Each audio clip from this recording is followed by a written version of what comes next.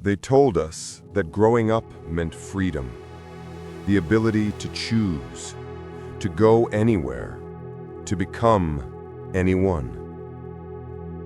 But no one warned us about the weight, the quiet, growing heaviness of knowing that every door you open closes 100 others behind you. That the freedom you imagined feels more like standing alone in a vast, empty field, holding a map with no destination. If growing up is supposed to set us free, why does it feel like we're losing something we can't even name? Something that once made life feel possible. This is the paradox we don't talk about. The one that sits in your chest at 3 in the morning. The truth that hurts more than we're allowed to admit. There is a house you remember. Not the one you live in now, but the one where everything felt safe. Where the walls held you. Where someone always came when you called. You were 7, and the world was simple. Your biggest fear was the dark. Your greatest joy was Saturday morning. A single day could hold entire lifetimes. Then, without ceremony, something shifted. Maybe it was a fight you overheard through the walls. Maybe it was the moment you realized your parents weren't invincible, that they were just people, tired, scared, doing their best. Or maybe it was smaller than that. A birthday that didn't feel special. A friend who drifted away. The sudden awareness that your happiness was now your own responsibility. You didn't lose your childhood in one moment. It dissolved slowly like sugar in warm water. Until one day you looked around and realized the house was gone. The walls that held you had vanished, and now you were standing in the open, alone. And that, you learned, is what they meant by growing up. Not a celebration, but a quiet funeral for the person you used to be. The first pain of adulthood is the body. Your nervous system, still wired for a world of immediate danger, now faces something different. Not lions, but notifications, performance reviews, bank account balances, the slow, persistent hum of fear that never fully turns off. Your cortisol no longer spikes and falls. It lingers. Your brain, built for brief danger followed by rest, now floats in a constant low-grade panic. And the decisions. So many decisions. Psychologists call it decision fatigue, but the phrase doesn't capture how heavy it feels. What to eat, where to go, who to love, whether to stay, whether to leave. Every choice carrying the quiet knowledge that choosing one path means abandoning another. Childhood had structure. School gave you a tribe. Weekends meant rest. Seasons meant rhythm. Adulthood is formless. Now you must build your own meaning, find your own people, create your own rituals. And if you don't, the silence grows loud enough to hear. Friends disappear into their own timelines. Marriages, careers, cities far away. Connection is no longer given. It must be built, maintained, fought for. Everywhere you look, everyone else seems to have figured it out. They're thriving, while you're still trying to remember to buy groceries, still wondering if this is what they meant by real life. The comparison is poison. but you drink it anyway.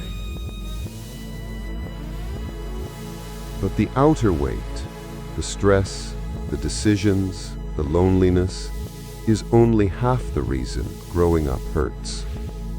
The deeper weight is older. It began long before adulthood. It began the first time you learned to hide. The first time you realized your emotions were inconvenient, that crying was too much, that needing help made you a burden, that love had conditions. Be good, be quiet, be easy. And maybe if you performed well enough, you'd be safe. Most of us didn't receive what psychologists call developmental safety, the permission to fail, to be held, to be seen without earning it. So you learn to parent yourself at 9, at 12, at 15. You became your own protector, your own comforter, your own harsh inner critic, the voice that kept you safe by making sure you never asked for too much.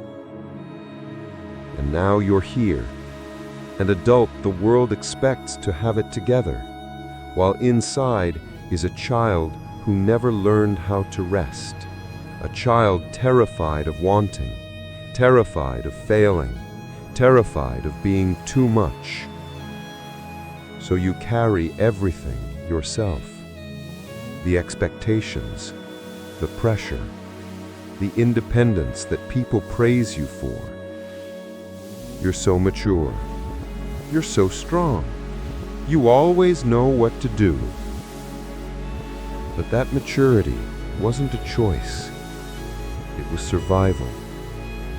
And survival is exhausting. Quiet as grief is this: realizing no one is coming. No one to swoop in and fix it. No authority figure with the answers. No moment where someone finally looks at you and says, "You can rest now. I've got you." You are the adult now. You are the one who must hold yourself. And some deep part of you, some young, aching part, is still waiting for someone to notice you're drowning. But no one will, because you've become too good at pretending you can breathe underwater. Growing up hurts because it is a series of silent funerals, not for people, but for selves. The self who thought love was simple. The self who believed adults had it figured out. The self who trusted the world to be fair.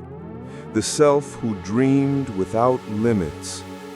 Each version of you had to die for the next one to appear. But no one taught you how to grieve who you used to be. So the ghosts stayed. Every abandoned dream, every compromised value, every moment you chose safety over truth. They accumulate. They shape the weight you carry now. The philosophers called this becoming, the painful shedding of who you were to discover who you are. But becoming doesn't feel noble. It feels like drifting through darkness while everyone else walks confidently in the light. Growing up hurts because the pain is invisible. There is no ritual for losing your childhood self, no ceremony for your innocence, no ceremony for the moment you stopped believing the world would take care of you. You just keep moving. You keep going. You pretend you're fine, but you're not fine. You're grieving, and unacknowledged grief becomes the lens through which you see everything. It becomes the heaviness in your chest, the exhaustion that sleep can't fix, the sense that everyone else received a manual you never got. Growing up hurts because it asks you to lose yourself in order to find yourself. And the space between those two selves is darker than anyone admits. There's no easy ending to this story. No age where the pain disappears. No moment where you suddenly feel grown. But there is something quieter, something softer. When you stop running from the weight and finally let yourself feel it, something shifts. Not into happiness, but into honesty. You begin to see others differently. The tired parent on the subway, the friend who cancels plans, the stranger with heavy eyes. You realize everyone is carrying something. Everyone is learning how to hold themselves. And somehow, the world becomes less lonely. Not easier, just less lonely. Growing up hurts because it forces you to see the truth. Life is not a problem to solve, it is a weight to carry. And some days, carrying it is enough. You didn't grow up because you wanted to. You grew up because you had to. And maybe that's the bravest thing you've ever done.